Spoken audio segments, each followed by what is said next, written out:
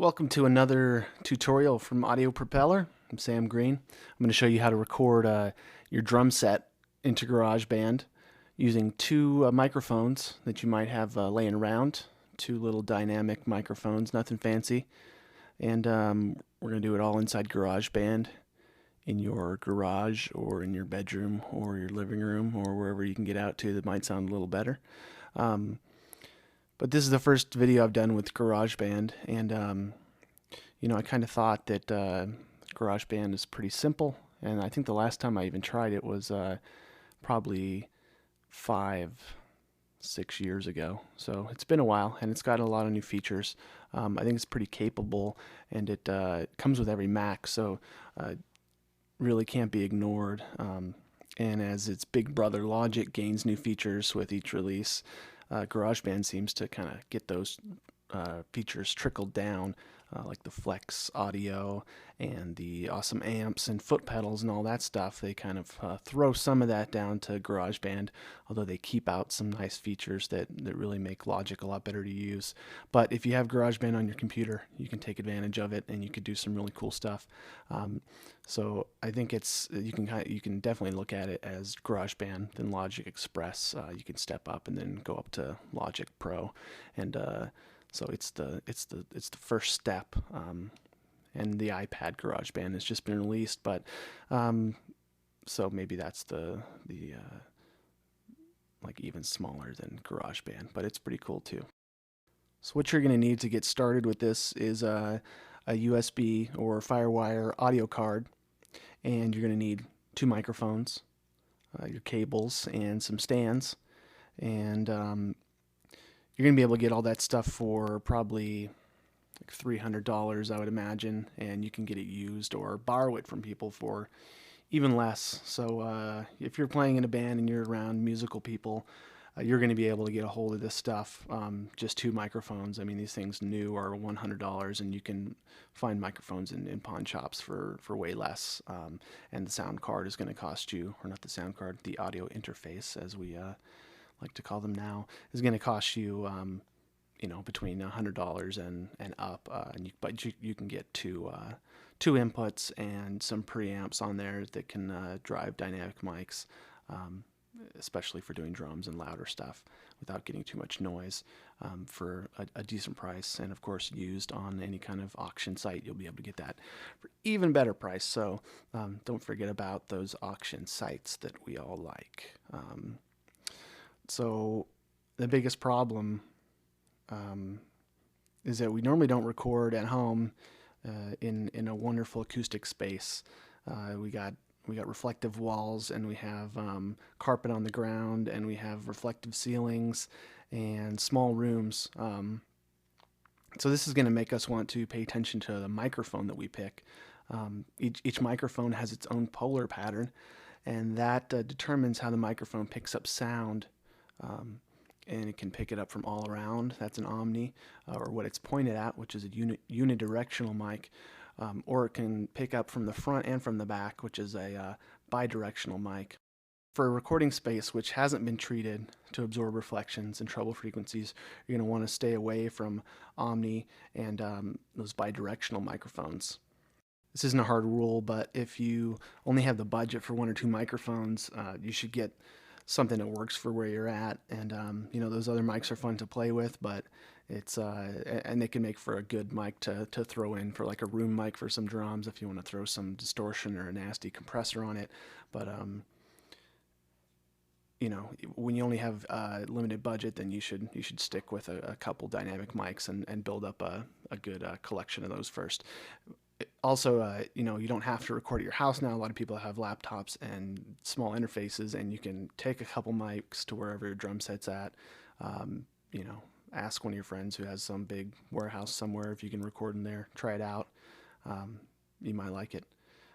So, we're talking about recording drums, so the drums must rock. We're going to assume that the song's awesome and everyone playing knows how to play. You know how to hit a drum. You know how to strum your guitar and sing and all that. But the next most important thing is that our drums are tuned up. They have new or recently replaced heads on them.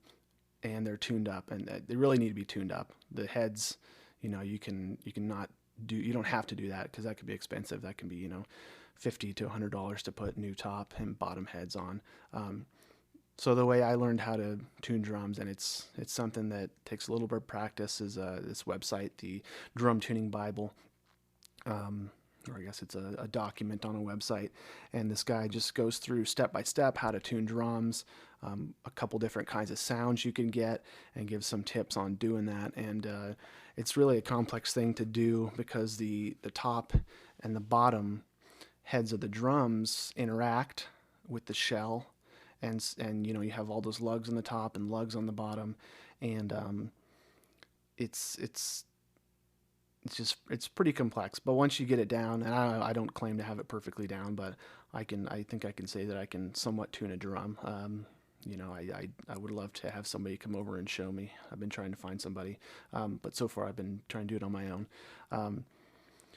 So the last time I did this, it took 3 hours, I think, to swap all the heads, tune it up with 3 toms and a snare. I didn't do the kick, and I really don't think you have to do the kick that often. You need to pay attention to the snare and the toms. So taking some time and doing that, it's going to make all the difference, because if the instrument doesn't sound good, and a lot of people say if it doesn't sound good in the room, but you know, our rooms aren't going to be awesome, so you at least need to make sure that the drum sounds good, or else you can't really expect the recording to be good. So that's the most important thing when recording drums. So moving on, you gotta do your best to get rid of some squeaks. I guess some kind of music types, it doesn't really matter because there's going to be so much else going on that you're not going to hear it. And then you'll have some ringing happening in the drums, and you can get rid of that with sometimes the rings that you put around the top of the top drum head, the batter head. Those will kill the resonance of those heads, make it die down quicker. Or you could get moon gels, which are little sticky gel pads that you put on. But normally I just put one of those gel pads on the snare, and everything else I'm letting ring out right now. And if a drum is kind of ringing nasty, make sure that the head is in tune with itself. So that means going around to each lug and tapping it and making sure it's the same pitch as all the other ones. And then after you do that, if it's still kind of making a funky sound, if it's not pure sounding, or if it's really excessively ringing, try like tightening the bottom head and loosening the top head, or doing the opposite, so moving the heads in different directions, and that'll keep your drum at the same pitch, but it will change the relationships, and you may get rid of that ringing. And otherwise, you just need to try tuning the whole drum up or down, meaning the top and the bottom heads all together. And you can hear more about that in that drum tuning guide. It's really more than we should go into here. So the second thing after that is where you're going to put the drums at. So you're going to, you could put them in a corner, and that's going to make them really bassy, give the kick a really big impact. But sometimes in the room you can really tell that, but then sometimes on the recording that might not come across as much, and it really isn't, it may not be what you're after, really bass heavy, bottom heavy sound. If it is, give it a try. But what you don't want to do is put the drums right in the middle of the room. I think you want to be at 2/3 or 1/3 into the room, and some people say you should walk around with a tom and bang on it and see where it sounds best. But I guess my ears aren't good enough. I can never hear it. So you can try that, but if you can't tell any difference, then don't sweat it. Maybe I need somebody else to bang on the tom and walk around, and I can listen. I don't think I've done that, but just put the drum wherever it sounds best. The mic we're going to be using in this demonstration is the Shure 57, and it's a general purpose instrument mic, and it's a cardioid dynamic microphone, unidirectional, meaning it picks up sound from the front, as we said, and less so from the sides, and then even less from the rear, almost nothing at certain frequencies. And this is if you imagine the pickup shape, if you pointed the microphone down at the ground, it's going to look like a heart. So the back of it's pointing up in the air. That's the little like divot in the top of the heart shape. And the SM57 is pretty common. You'll see it on the president's podium, and you'll see it on guitar amps, and like a lot of people like to use it for snares. So you can check out the specs for it and see the polar pattern, what I'm talking about here. And it the pickup pattern differs at different frequencies, so there are different lines for each frequency. For example, the 125 hertz directly behind the mic, it will pick up at a level of 10 decibel lower than in front of the mic, and at 500 hertz, there's virtually nothing being picked up behind it. So check that out, and you can look at these sheets and figure out what a microphone's going to do. So and you can use this to your advantage, because if you have something you don't want captured in the recording, you can place it behind the microphone. This could be like a guitar amp or a cymbal. So if you have a guitar amp being played and it's pretty loud and you don't want it picked up in some microphone like your kick mic, then you can point the point it towards the back of that mic. Of course, the other mics are going to pick that up. So you kind of have to think of it as a whole. Another thing it does is pick up more bass. These type of microphones, which are dynamic condensers, or not condensers, dynamics. Another thing they do is pick up more bass the closer you put them to a sound source. We call that the proximity effect. If you put it right up on an amplifier, it's going to get a lot more bottom heavy. Or if you put it right on a drum, it's going to pick that low end up a lot more, like on a tom or on a snare. And you can use this to boost that. And it's not the natural sound, but a lot of recordings don't really sound natural. You're going for kind of a special sound. So one more behavior when thinking about where you're going to put your microphones, and every microphone does this, is that the farther you put it from the sound source, the more room sound it's going to pick up. So room sound are the reflections bouncing around your room. And you may not notice them when you're listening, because your brain kind of filters them out and uses them to figure out where things are located. But when you play back a recording, you're really going to notice it. So by moving the microphone closer or farther away from your sound source, you can mix the direct sound of that instrument with the room sound. So if I put a microphone right up on the snare, of course I'm going to get mostly the snare. If I pull it back, I'm going to get the snare and a little more of the room sound. Now, the microphone polar pattern is also going to influence that. So like I was talking about, an Omni microphone, if you have that and you're using it, it's going to pick up everything from behind, and what's going to be coming from behind is a lot of reflections from the kit. So it's going to pick up a more roomy sound. So that's the Shure SM57, and you could use like a 58, so those microphones with the ball grill on the front, vocal mics, almost any kind of handheld mic you could use to play around with instrument miking too. So don't think because it's a quote unquote vocal mic you can't try it out and see how it sounds. And we're gonna sculpt these pretty with some pretty strong EQ especially for the kick to get it going. So GarageBand doesn't have a couple features, and we're going to want to augment it with a plugin from Synopsis. So we're going to go to this website and download their kind of a pain in the ass process, and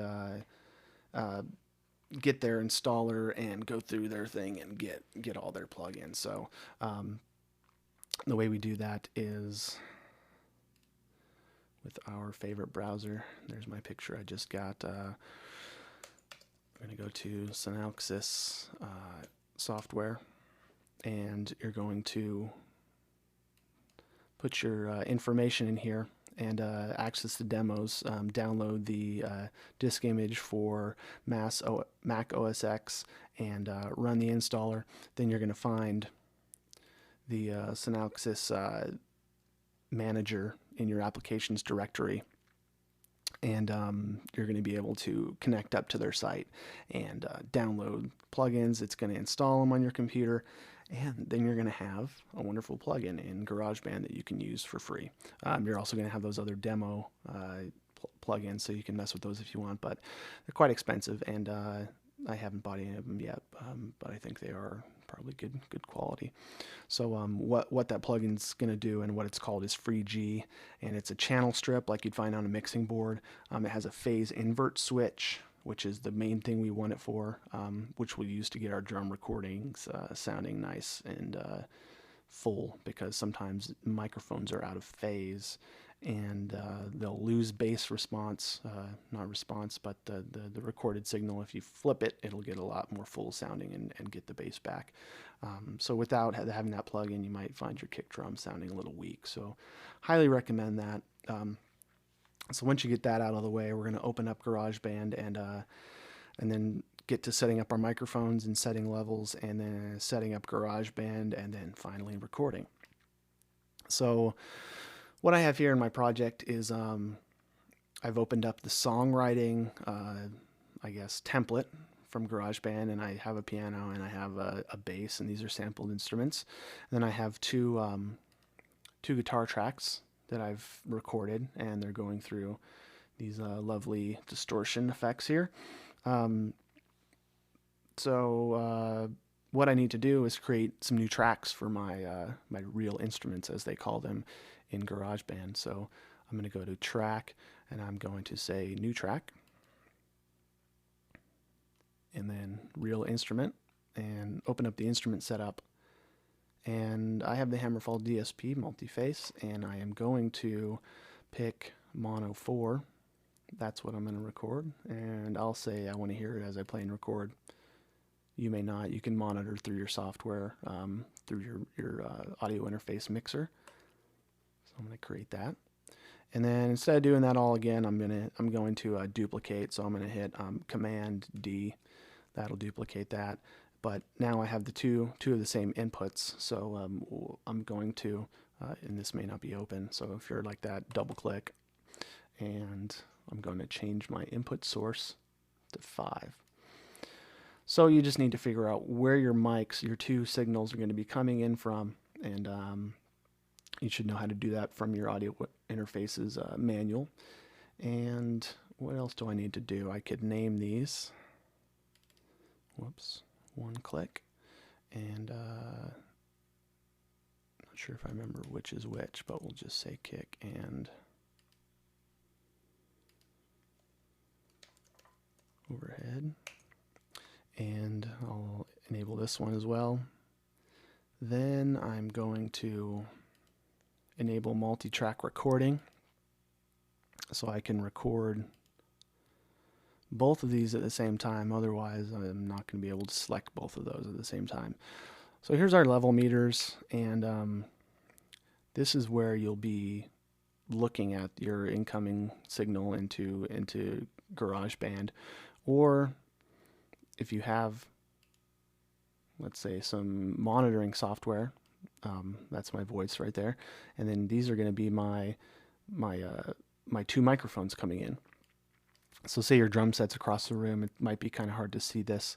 You want to zoom into it like so you can see everything going on and see those nice and big. And how you do that is, I'll show you this real quickly because I think it's a pretty neat feature in OS X. You go to Universal Access, and then you turn Zoom on, and then here's the command to zoom in and out. So it's Alt Command equal, and that's also the plus sign is on that key, so makes it easier to remember. And then another way, if you don't have any mixing software that comes with your card and you have to use GarageBand, then you can come in here, and we're going to go to look at the effects for our track, and then we're going to select that Free G plugin that we got, make sure that is enabled, and double click on the controls here, and we should be able to see, there we go, some signal coming through there.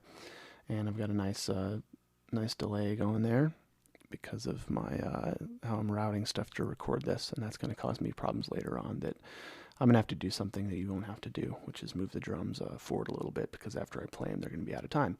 But anyway, you can do that on both of your tracks. So we're just going to put this plug in because we're going to need it on here later. So put the Free G on. And that's there, and that should be good to go.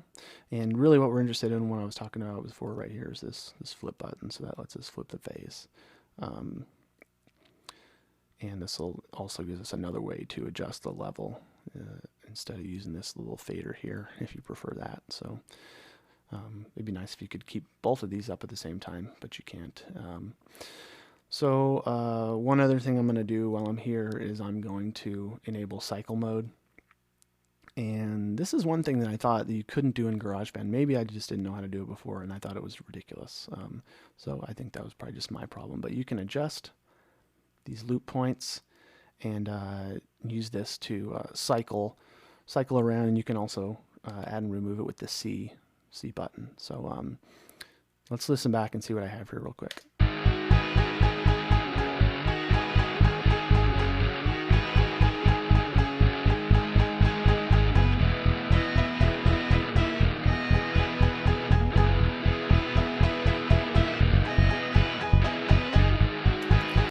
Okay, so I got those two guitars left and right, and a bass and the piano, and the drum thing I'm going to play is going to be kind of a lot of toms going on, and a little bit of crash, and a little bit of hi-hat and snare. So let's we're going to say we have our drums all set up where we want them, and we got our mics plugged in and ready to position. So it helps to have somebody sound check the drums, but you can also do this on your own. That's what I'm going to be doing. And we have two mics, and you could go at it where you take those two mics and you put them like right over top of each other, and then make 1 point left and 1 point right, and you're putting the capsules over top of each other. So that's called XY positioning, and you could do a stereo setup like that, and you could put that, you'd want to kind of put it out a little bit in front of the kit so you can get the kick drum. But I'm going to want to mic the kick independently, and then I want the other microphone to pick up the rest of the kit. So I'm going to put the kick mic in front of the kick, and I'm going to put the other mic over the top of the kit. So let's talk about the kick mic first. And you probably see a lot of microphones for kicks put inside the drum, and that's good if you're really trying to capture the beater hitting the head. Some people even do inside and outside. And if you're doing heavy metal, the drummer is going to expect to hear that, and I don't know, a lot of the times if you're doing heavy metal, you're just going to replace that kick with a sample. But so we're going to go for a more natural sound and put it outside of the drum, at least 6 inches back, and I think right now it's at probably like 9 inches or a foot away, and it'll pick up a little bit of the other drums, but we'll get a nice solid sound, something kind of natural. And I think when you put the mic inside of the kick, it kind of gets a little bit of a hollow sound too. And I think this is pretty nice and solid. And if we don't like the rest of the sound in the the rest of the drums that bleed, we can use a noise gate, and that they have that in GarageBand in the mixing process, if we think it's necessary to get rid of that noise. And I've been playing with that, and it doesn't sound bad. So the other microphone is the overhead mic, and we're going to place that one to capture like an overall picture of the drums, and we're not going to gate anything on this, so this is going to be going all the time. And it's not really going to focus on getting the kick, but since we're going to be getting the kick signal from that other mic. So, talking about what kind of song this is and what drums I'm going to be playing was relevant, I think, because I want to make sure I get those toms, pretty balanced with the snare, and I want to, I want to think about how everything is going to be played and make sure I put a microphone somewhere where it's going to be a nice balanced sound. So if you're just playing on the hi-hat and the snare, you can get a little closer to those two sound sources and get them even, sounding a little better and a little thicker.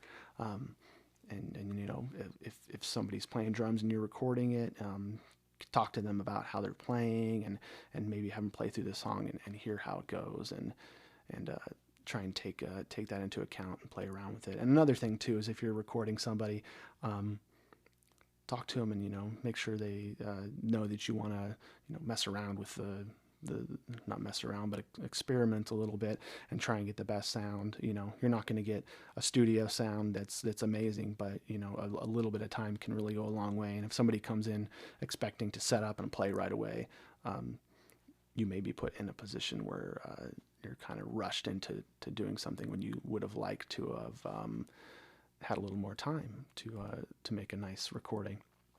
Where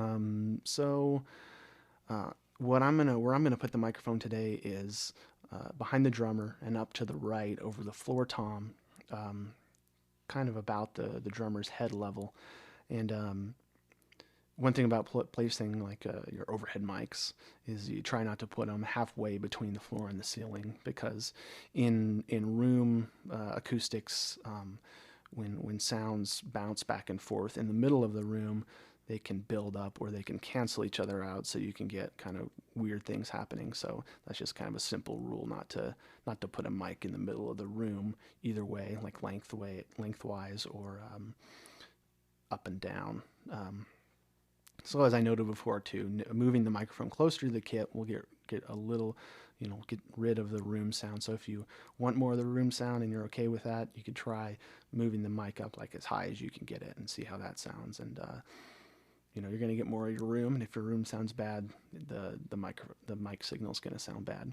So let's take a look at how I have mine set up. So like I said, the kick drum mic is right out in front, pointing straight at the kick.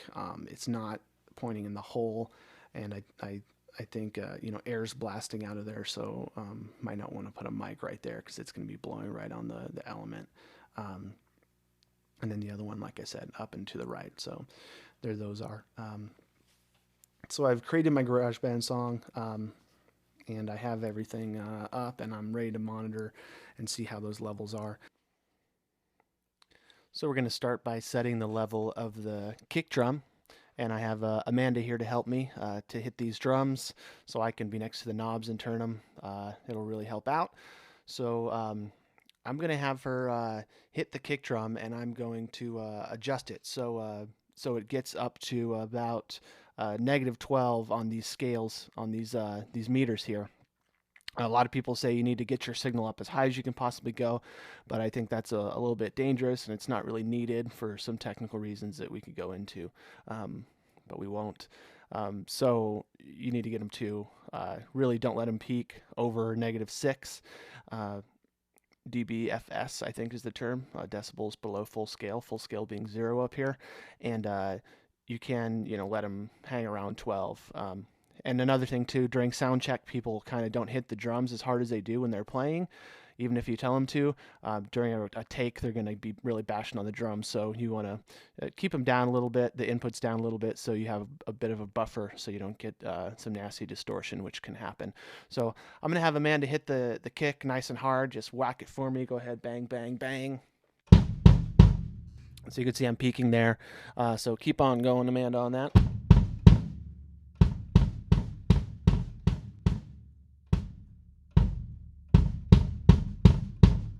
Okay, so I'm around 15 or 16 there, and that's probably going to be good. And that's that input 5 here. And so the next thing I'm going to have her do is just kind of play the whole set and hit the snare a few times, and I'm going to adjust this other input 4, which is the overhead. So go ahead, Amanda, and play some on the kit.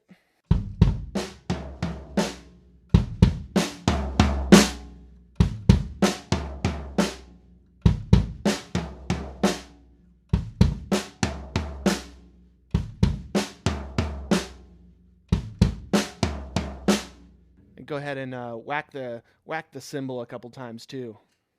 Everything all together. While you're playing the kick drum too. So play that beat.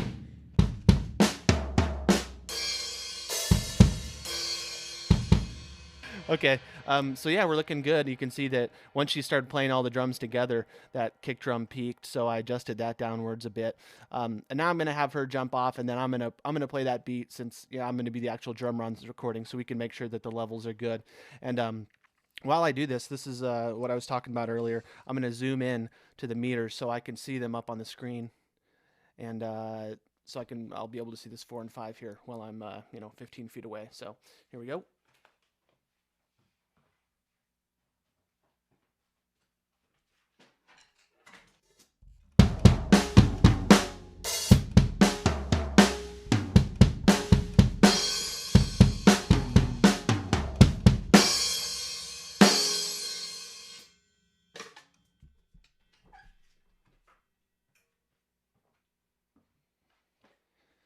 All right, so that's looking pretty good. I played them just about as hard as I could, and we didn't get any overs, so we can move on now.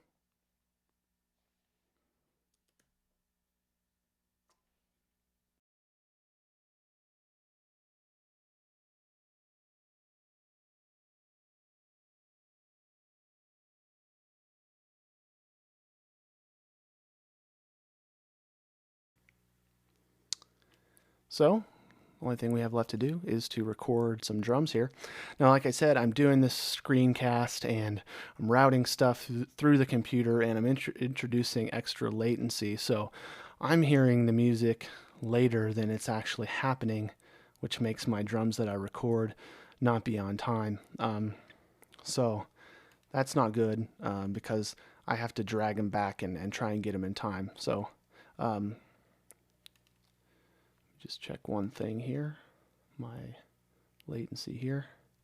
And I had to actually increase the latency so I could, because GarageBand is only going to let me drag to the 64th note. So let's go ahead and record a couple loops here. And it's one thing to note that if you have this in cycle mode, you're going to start recording and it's just going to loop and loop and loop and keep overlaying these takes. And that's another feature that GarageBand has gotten, that Logic also has, and I'm sure every other DAW has. So I'm going to arm these tracks, and if I need to hear them, if I don't have a software monitoring set up like I do right here, then you can listen to the signal. So that's going to let you listen to playback through GarageBand. So let's just turn on my metronome to help me out here. And I'm going to go ahead and record, and hopefully I can play a drum beat here.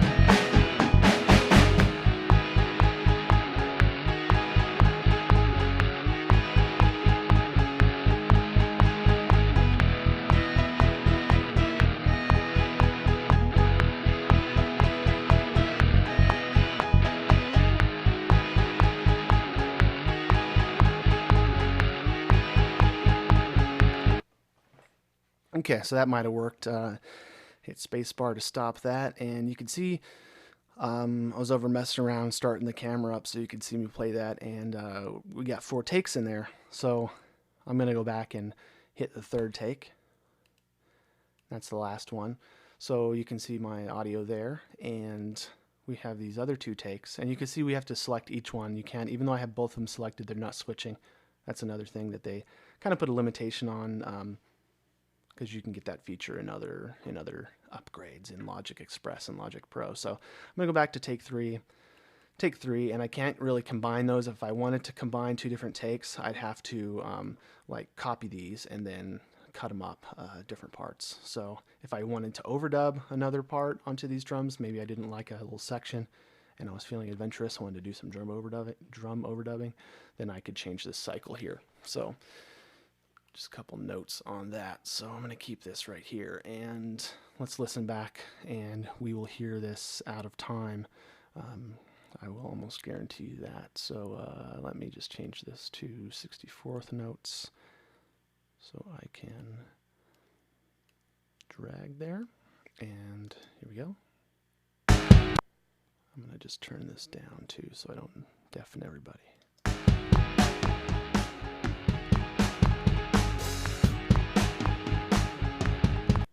That's really, really off.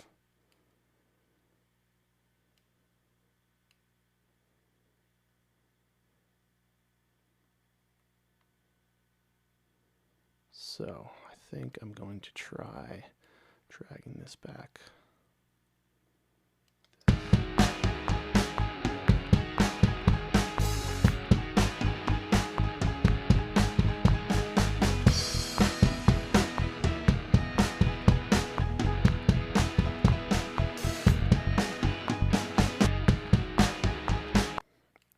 So unfortunately that end part there got cut off. I wonder if I can, no, I can't really do that, so that's too bad. Because it looped back around and I was so far behind. But we can live with that, and it's relatively well lined up. Just kind of in the middle, it seems like it strays off. But you know, with this, it's kind of hard to tell if it's me or if it's the timing from the latency that I'm getting. But let me listen to it real quick one more time.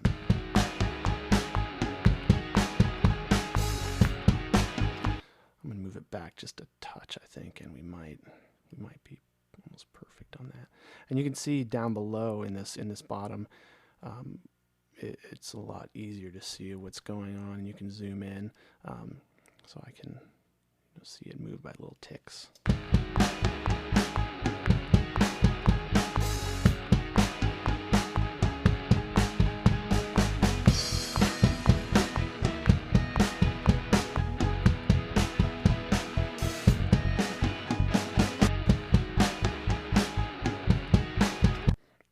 Okay, so I think that sounds okay. We can live with that. I was kind of disappointed to have that problem today, but decided to just forge ahead in the meantime and try and deal with it. So I think it sounds pretty good right now. So let's just solo both of those, and we can solo by hitting on these headphones and listening back.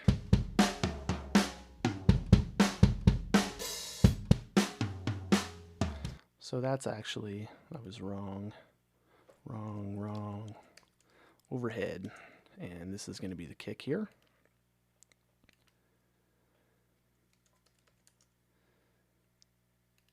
So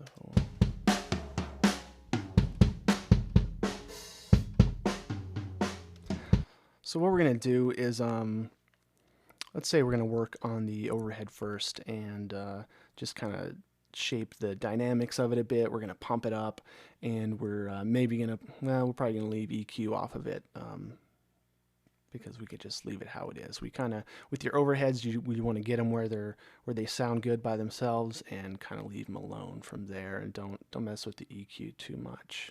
So let's I think every track comes with this compressor on already, not on, but in there. And also you can only have one of them. So let's enable that compressor, and well, first let's take a look at FreeG and see what kind of levels we're getting from this overhead.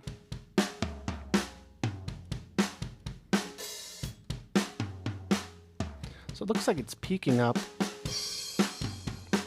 around 9. It just pushed up to looks like 4 or so, and I think these yellow here are averages, so we're averaging at like 23 below 0 here, full scale digital. So what that's going to tell me, since the compressor in Logic is pretty basic, that's going to tell me where I want to set my threshold. So when it came up, it was set at 20 something, which is kind of where we want to have it. We want to smooth out those snare hits and kind of bring the level of all the background, the toms and everything up, make them nice and juicy sounding. So the attack, we want to keep it pretty fast, so that's nice. And then we're just going to push the ratio up a little bit to like 2 or 3. And so let's listen to how that sounds without it. And then I'm going to turn it on. So a little bit of change there, but what's really going to change is when we, and the change right there was because we had the gain up by 4 decibels, so we're just going to crank it up a little bit more.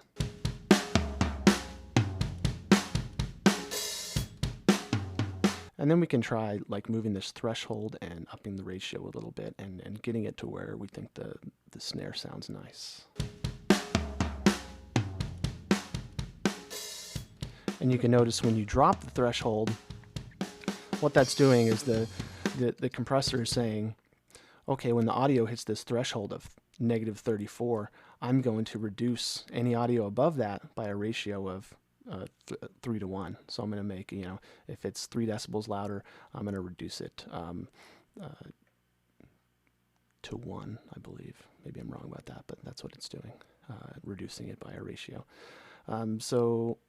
And the attack says how fast it's going to kick in. So if we had the attack pretty long, then the snare is going to be loud, and then it'll be brought down by this ratio. So we're going to keep that kind of low because we don't want we're trying to even these really fast hits out. And by the time it gets around to 200 milliseconds, the drum hit's kind of almost over by that time.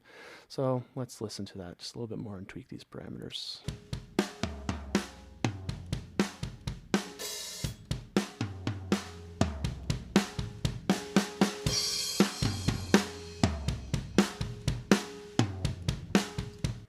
So, word to the wise, everything sounds better louder.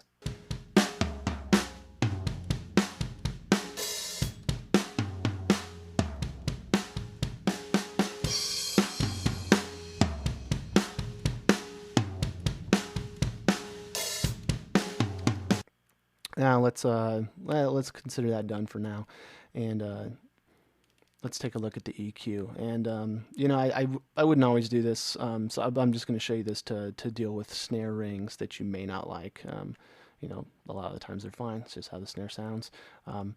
You can turn this analyzer on. That might help you sometimes. But I think during that, if I hit the snare right in the center, it doesn't really ring like that, so I must have been hitting it a little bit off center. So let's let this play back, and we can hear where that's ringing while I sweep this EQ boost across.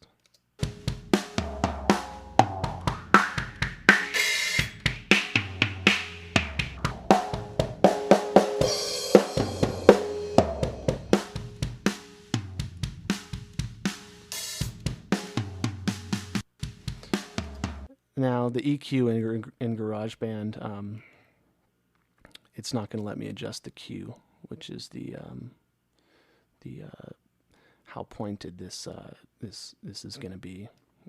So I don't know. This isn't going to be very useful. But if you really didn't like it, you could find a free EQ and something that had an adjustable Q, which is going to make this a lot more narrow. So you just have a little peak coming up, and then you could EQ these. EQ that out of the snare. But okay, we're going to leave it how it is now. So disable that EQ, and our compressor's good. So let's turn the kick on and see how we're sounding here.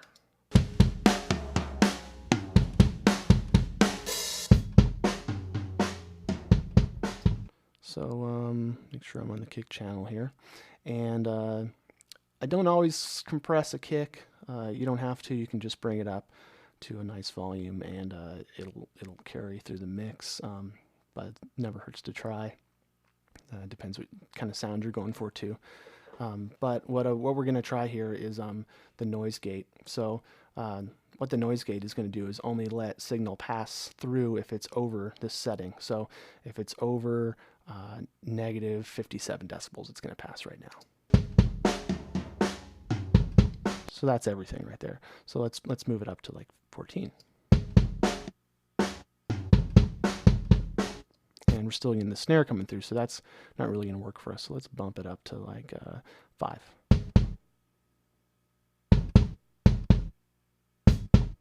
So that's working. So let's take it down a little bit, see if we can get a little more of it. And we're not going to, so 6. And looks like 5 was the good setting for us. And let's flip the compressor on and see how this is going to sound. And, I think I have a setting in here already for it. Or no, I don't. Oh well.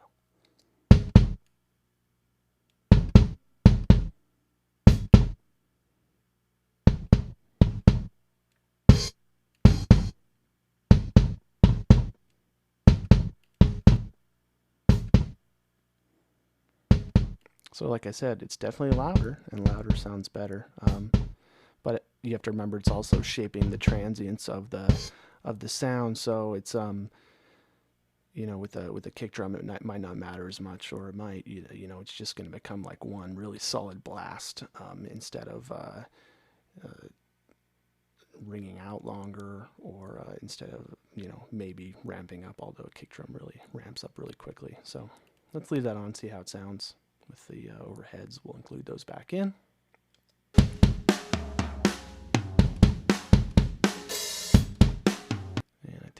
take the kick down a little bit. We're going to take it down to about there. Well, actually, we need to take the overheads down too because they're peaking.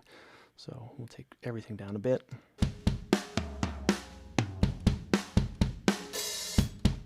And bring those overheads back up until they're...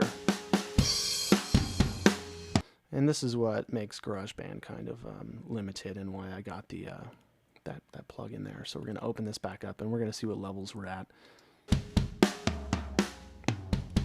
And when you're mixing, you don't want everything blasting at, full volume because you're going to have all these other instruments coming in, combining into that final sound. So we don't have to have everything up. So I think a good snare hit to shoot for is around like -9 or something is just kind of what I've tried. Well, I think I read that in some book. So.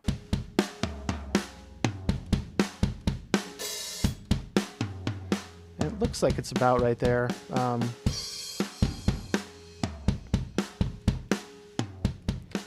So position it right about there, and then come over here.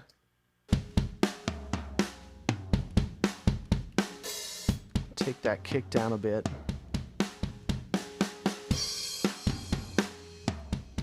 Okay, so now I'm going to crank everything up just up to full volume here on just the main stage, or not main stage. Dope, I know I was going to do that. The GarageBand output.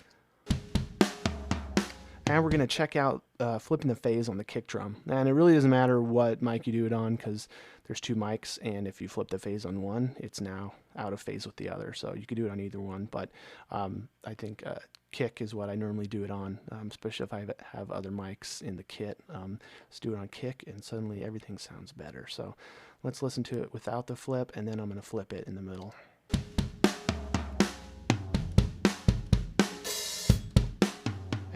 You can really hear that the low end really fill in. So let me do that another time back and forth, and so you can get a taste for that. So pretty thin there, and then here we go.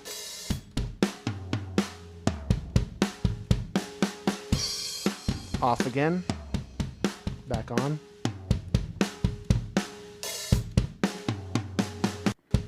Okay, so that sounded not too bad now, and let's take a look at EQ on the kick and see what we can do to beef it up a little bit, because these Sures kind of have not much of a low end response. So like to give it a little bit of boost around like 50, and then we're going to cut it a little bit kind of in these low mids and see how that sounds.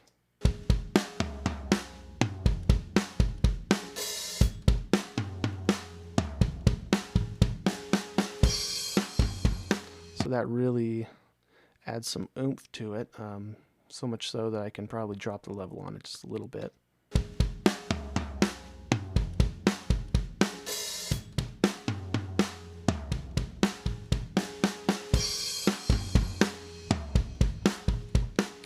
And I have my headphones on right now, so I'm, this may not sound great on speakers, but you get the idea. Don't be afraid to boost. Everybody talks about subtractive EQ, blah blah blah, but if you don't have mics that are capturing everything, like the Shure 57 really slopes off down in the lower area, so giving it some boost isn't a bad thing. And I think that was a problem with a lot of my mixes for a while, is they were just really weak in the bass. Not enough bass, and I was afraid to. Everybody talks about cut, subtractive. You gotta boost some stuff sometimes. Just gotta give it a kick. So that's our kit. How it's sounding now. Let's hear how it sounds in the context of the mix, as they say.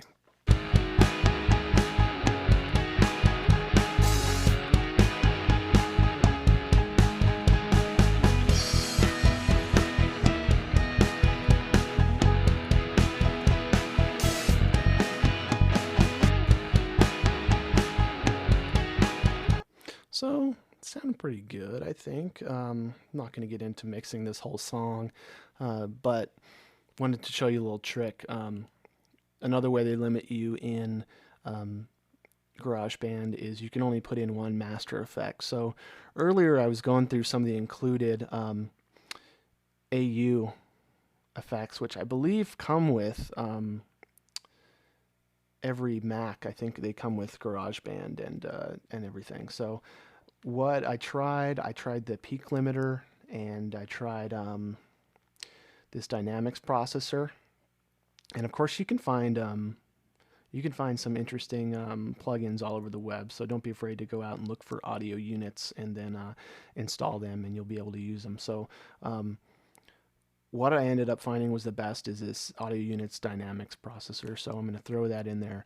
And the thing that makes it even more limiting here is that this compressor on the output, you can enable it, but it doesn't click like the other ones. You only have these crap presets to use. So that's kind of maddening. So let's use a compressor that we could actually tweak a bit and take a look at how things sound.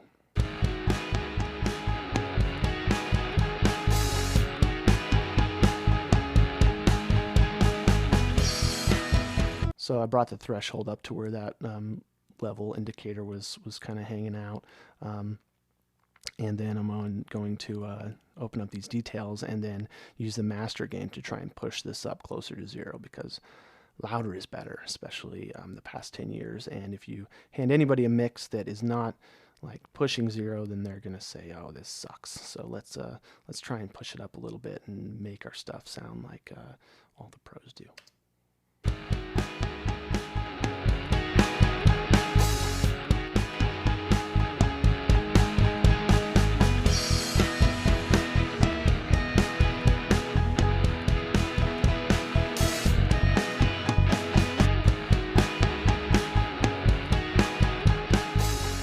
Okay, so at this point I'm probably blowing your ears out. So that's the dynamics processor. You can hear it without. Sounds nice, and then with it on, super loud. So that's what people expect. So if that's what you feel like going for, you can also keep it old school and not do all that, and make people turn their stereos up a little bit, although I guess everybody listens to it on their iPods now, so make them turn their headphones up. But then you just irritate some people with that, so I don't know. It's kind of a complicated choice to make if you're serious about it. Let's see, one other thing I just want to show you real quick. You can sometimes put an effect on your overhead. So let's say they got this new plugin I just got. It's a distortion, not just like a compressor distortion type of thing. So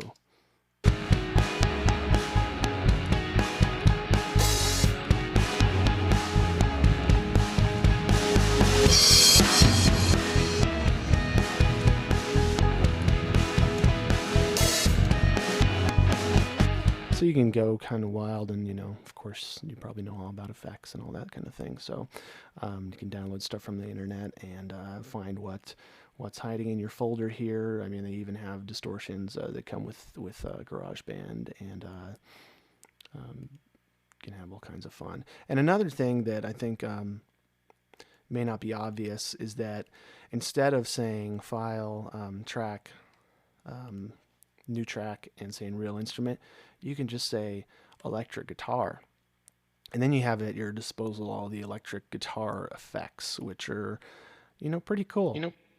Whoops.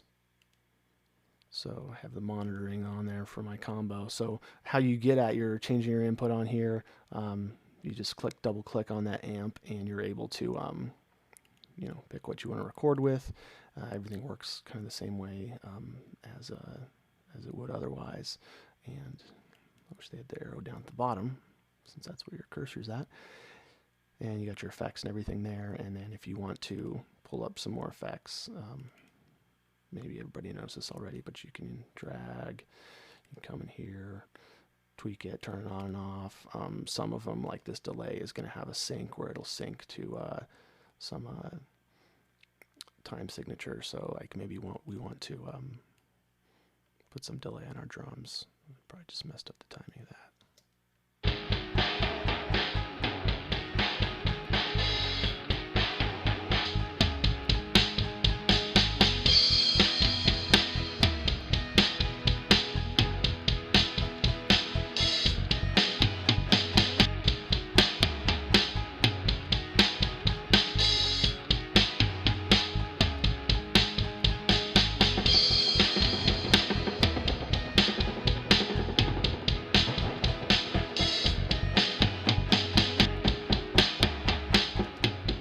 that's kind of harsh sounding to my ears.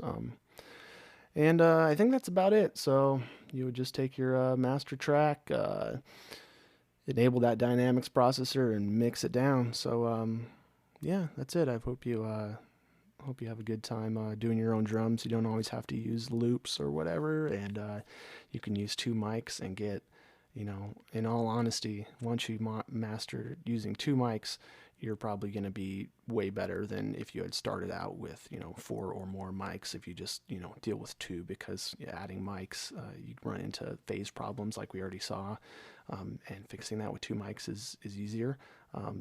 Than messing with all these other mics. And so once you just get these basics down, not that I'm a super expert and get the best drum sound down, but you can get something that's usable and that sounds kind of surprising for being recorded in a bedroom type studio, as people like to call it. So thanks for watching, and stay tuned for more.